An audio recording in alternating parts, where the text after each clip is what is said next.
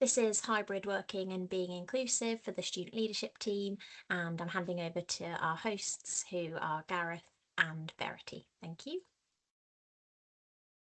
Hi, good evening, everybody. So yes, as Kira's just said, we're talking this evening about hybrid working and being inclusive. We've introduced ourselves already, so we won't go through that again. But the contents for this evening, if my clicker can click for me. Oh, just like that. Look at that. So we're going to talk about who we represent as a team, as individuals. Those of you who are obviously you've been here because you're elected to represent students, which is obviously quite sometimes it can be quite a daunting thing, but it's I think hopefully it'll give you a bit of a boost to say that students want you here to represent them and their interests. We're going to talk a little bit about working together, how we kind of function as a team online, and also the meetings that we have in person. So talking a little bit about who we represent. There are obviously an awful lot of students studying at the Open University, as you might know already. To put it into perspective, we send out, so for your voting codes that went out just recently in the elections, and this number might have changed, but it doesn't really matter. What's a few dozen thousand between friends? But it's usually around the kind of 200,000 mark of emails that get sent out, so the students that are invited to vote. The caveat to that is that the OU's data isn't great, so the actual number of studying students probably sits around the kind of 170, 180,000 kind of mark, but it's an awful lot of students. And as you can see by the kind of breakdown here, you're not just, that number of students make up a whole host of different communities. You've got an awful lot of those students, 25% studying with a declared disability. So that's a staggering kind of 53,000 students. Those, of course, are declared disabilities, not disabilities that somebody has not declared, or say, for example, somebody is neurodivergent, they don't want to self-class that as a disability, they won't declare it as such, but they still have a barrier to learning or a condition that they're managing. 12.5%, so 26,000 are from Black, Asian or minority ethnic background. So that's particularly important there for Rochelle, who I believe is on the call here, our new BAME rep. And you've got an ever-growing number of students in that under 25 bracket as well. So 23% of which are potentially choosing us as their first choice university out of studying A-levels, or maybe not, as the case may be. We're, of course, open access. And an equally large number are students who have let the Open University know that they're carers as well. So a whole host of kind of eclectic backgrounds and experiences and journeys along this kind of study path that you're all on. So the point of which to kind of show you these figures and this information is to bear in mind that you are one person in a whole sea of people, but of course you're here representing each and every one of those individuals, depending on your role, of course. What's my next slide, Gareth? I think this one's over to me. Oh, okay, great. So next bit, we're going to have a little bit of a chat around working together. So I think obviously you're all coming together as a team. There's a group of you who've been together for nearly a year now. There's another big group of you coming together as brand new. You're all obviously elected on your own ideas, your own ambitions that you want to achieve, and somehow you've all got to come together and try and actually work as a team to actually make them things happen. So what we're going to do next, on the next slide, there's a bit of an interactive bit. So we've got a bit something called Slido. So you can either scan it with your phone or log on the website, and it just asks you, in fact, let's bring it up, let's get the question up, what is important to you when working as part of a team? So it should, if it's worked correctly, have a QR code on the screen, if somebody can give me a thumbs up. It's not. No, there's no QR code. Interesting. What have I done wrong here then? In fact, let's scrap Slido. what is important to you? Either pop your hands up or pop something in the chat box. We'll read them out from the chat box if that doesn't work for you. Instead of me trying to figure out how to get Slido working in the middle of a session, we'll just go with that. So what is important to you when working as part of a team? Anybody want to come in first? Rochelle, go for it. For me, what's important is diversity in terms of race and seeing people that look like me in the room. Thank you, Rochelle. Michael. Hey, to me, three things really I consider vitally important when working as part of a team, which are willingness to learn from each other, willingness to be wrong sometimes and get corrected by other team members, which has been a big one for me personally, and I'm glad it has been. I've learned a lot. And also, well, honesty and openness as well.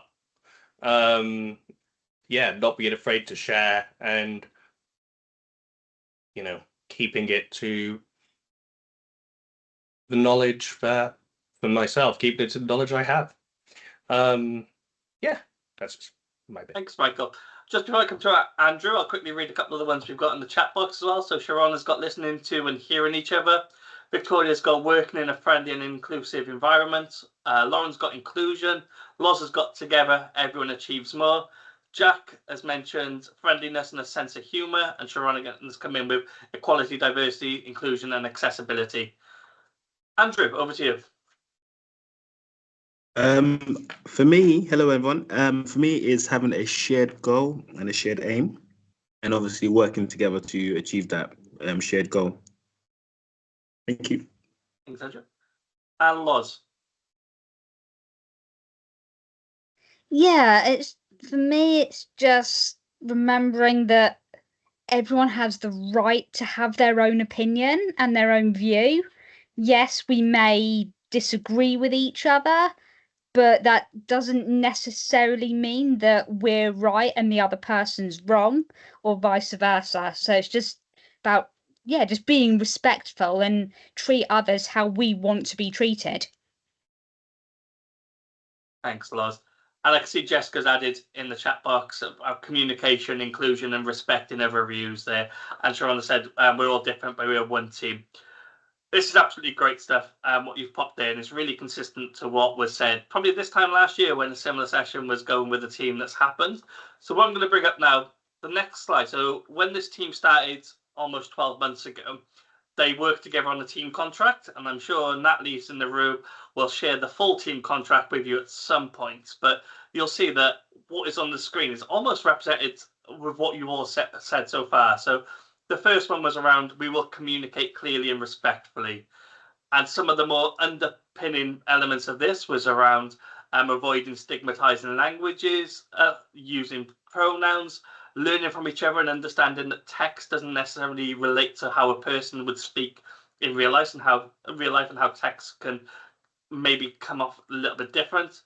There's also about respecting each other in terms of the deadlines and communicating with each other where needed. So if you are going to miss a deadline, let people know that's going to happen. And the last bit of that was around upholding confidentiality and seeking guidance where you're unsure for that one. So that's the first one. The second one was being clear on responsibilities and organised in our work. I'd like to summarise this one of keeping in your lane, basically. So we've all got different roles. We've all got different things to do as SLT members, as staff members, as volunteers, as reps, as trustees. We've all got different remits to happen. So it's important that we're mindful of each other's remits and respect them boundaries between them. But also, we are one team, so we do share responsibilities for projects, and it's important that we've got clear aims and objectives to help support that. Similar to what Michael said just now, it's important that we have constructive feedback as well, so that we can learn from each other and make sure that we grow as individuals. We've also got to be aware of our own strengths and weaknesses. Yeah. On to the third one. We will listen and acknowledge our different viewpoints as we work. So one of the key things in this is actively listening. So it's not just that token that we will say we will listen to each other. We've actually got to make sure that we actively listen to them and take on board them different viewpoints. It's important all voices are valid, and we've got to have that diversity in viewpoints. If we didn't need that diversity, we may as well elect one person. They can represent all 170,000 students, because who needs diversity after all? So it's important that we recognise that we all bring something different to this table, and we've got to listen to each other. And differences in viewpoints do happen, and it's how we approach them, how we learn from them, and how to be constructive in that. And it's okay to actually have them different views. And finally, we've got the we will endeavour to make our term. I really didn't proofread these slides. We all endeavour to make our term an enjoyable one. So there are times where this role will get busy. There'll be times where there'll be a little bit of downtime for you. It's important, wherever you are, you make time to have a bit of fun. We want these roles to be enjoyable. We want you to come out at the end of your term in these roles of actually looking back and thinking, that was really worthwhile. I enjoyed it. I got something out of it. It was a good time for me. And you would recommend it to others, or even stay on yourself if you wanted to stand for election. So that was the 2024-26 headline of the contract. I'm sure Natalie will get it all sent out to you, so you've got the details for the new members of the SLT. And obviously there's a bit of a reminder there for the SLT members who've been around for a while. On these slides as well, which I'm hoping you've got a copy of, there's some links to some of the underpinning policies and agreements that we've got along the bottom there. But that's a quick stop tour from me, and I think I'm handing back to Verity for the next bit. Okay, yes. So as you can probably work out, because you are all in varying locations across the British Isles and beyond, we do an awful lot of what we do working online, and I believe you've already been added to the Microsoft Teams space. So if you haven't yet, do get a chance. No, if you haven't yet and you get a chance, do take the time to have a sort of explore around there. Most of what you need should be in that team space, and there's a little screenshot there, as you see in the middle, just sort of showing you what they're called channels there are, and the different channels are obviously where we will put the different information. So your sort of the business area there, as you can see, is where any information relating to the meetings that you'll have or meeting business goes in there as well. So you've got anything that's like mega important goes in business, but there's lots of stuff in there. So do have a play around and explore. Most of what we do is on Teams. We're on Teams right now. Anytime you meet with your SLT staff links, it will probably be on Teams. You've got your @open accounts as well. You've got your individual accounts, and then you'll also have your what are we calling them? Are they shared mailboxes? They're basically your account where you know, you can, it's like your role account, that's what we'll call it. So it's named for your role rather than as you as an individual, and that's the one that we put out there publicly, in a hope that you won't get absolutely bombarded with stuff and people trying to get hold of you, and spam, because that happens as well when we put email addresses out on the World Wide Web. What else can I say about working online? If you aren't the most confident in these tools, you're absolutely welcome to speak to your staff link and just say, hey, look, can you give me a little bit of a go around? And they'll share their screen and they'll show you how to sort of hopefully get the most out of it. I can see Sharon there is saying, you know, she really, but she's absolutely smashing it. So I think she's all right. She's one of the most responsive people on Teams, so I don't think that she's got too much of an issue there.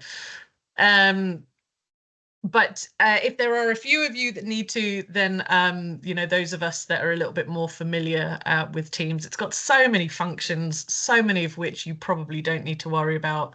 But it is quite a clever bit of kit, and if you did want a bit more of a sort of deep dive, I'm sure we could organise that for you as well. But the important thing is maybe to just be aware these are your main spaces, your Outlook, any Teams. You can download them onto your mobile.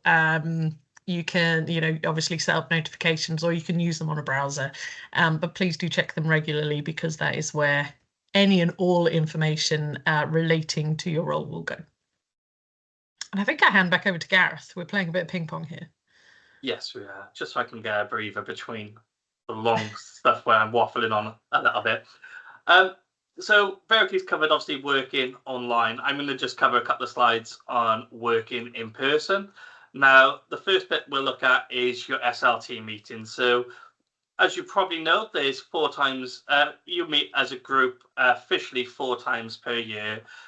2 of these will be face-to-face and 2 of them will be online. So we'll look at the face-to-face ones before we go. Now, I will say, I'm saying face-to-face here, there's always a hybrid option for these. So you'll always have to be encouraged if you can to attend in person, because obviously it's nice to come together if you can, but we recognize there are situations where that might not be possible for you to do so. So the next one that's coming up is on the 18th to the 20th of July, and I think my colleague Jazz has already been in touch with you, asking about, do you need a hotel room for the weekend, asking about your dietary requirements, and so on. We'll be sharing full details about the event with you soon, but I can say I'll be in the centre of Milton Keynes in the Holiday Inn. We're looking at a venue for an evening on the Friday night for staff and SLT members to go out for a meal as well together. So we'll be based in the middle of Milton Keynes, and that tends to be where we look to go. Sometimes we will come to campus as well, but there's not a lot around the area of campus in terms of accommodation or places to go out. So I've just seen in the chat box, Jazz hasn't contacted you. I've seen a response on a form, Rochelle, that you saying you are available, but we can catch up later on. But we will be sharing more details anyway soon.